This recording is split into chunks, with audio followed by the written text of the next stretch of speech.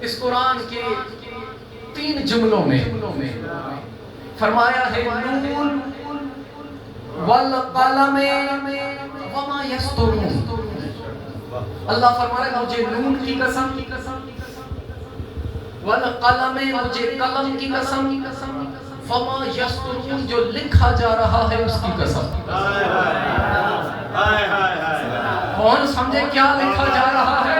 وہ بھائی باب مدینۃ العلم کے دروازے پہ چلتے ہیں.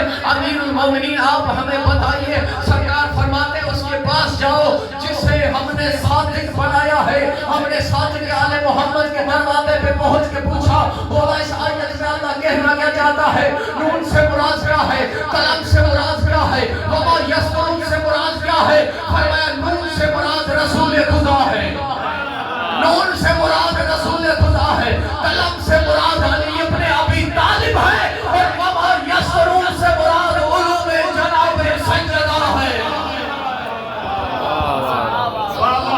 ماشاءاللہ ماشاءاللہ. نون سے مراد رسول خدا، قلم سے مراد امیر المومنین، اور اسی قلم سے علوم جناب سیدہ لکھا جا رہا ہے.